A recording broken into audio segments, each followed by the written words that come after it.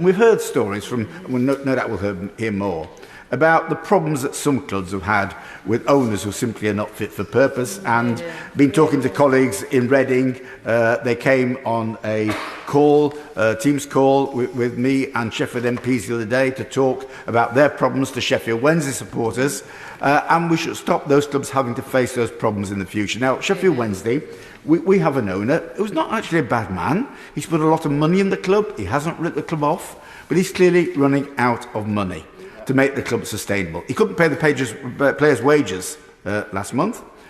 He couldn't pay the tax dues a few weeks ago.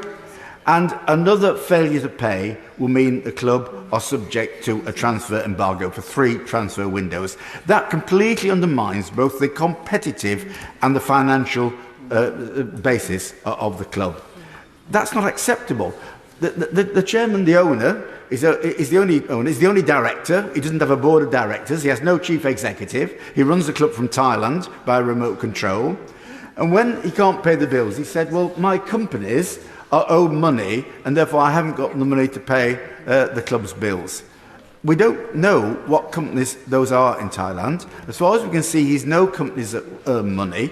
We suspect that the money comes from the family trust that owns Thai Union Foods, John West and other brands. So in other words, he's reliant on his family members to give him the money to pay the players' wages. That's not sustainable going forward. So the fact that this bill allows the regulator, and it compels the regulator to make sure that owners have the funds to sustain the club going forward, and the source of those funds, so it's transparent and open for all to see, is absolutely key, not merely for Sheffield Wednesday, but for lots of other clubs as well. And finally, just one concern I've got, and I hope we can strengthen the bill in this regard. The owner, as in other clubs, has separated the ownership of the ground and the club. I don't think that was for malevolent reasons. It was to try and get around the financial fair play rules and to help the club. That was his rules. But the fact they're separate, and other clubs have got that problem as well.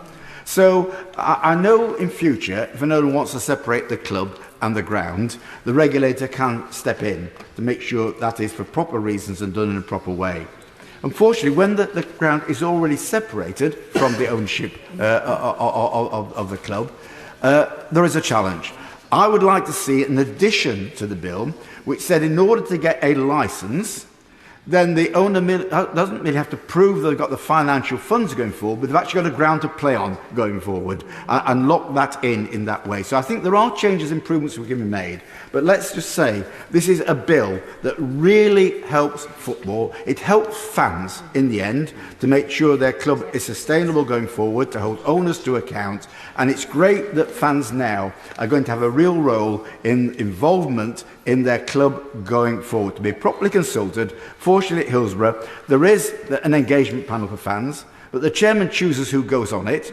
And when you go on the engagement panel, you have to sign a statement to say you won't talk about outside what's actually been discussed. Now, what sort of accountability is that? It's a nonsense. This bill will strengthen the hand of fans to be properly engaged in their club. I thoroughly support it and hope that the House passes it overwhelmingly.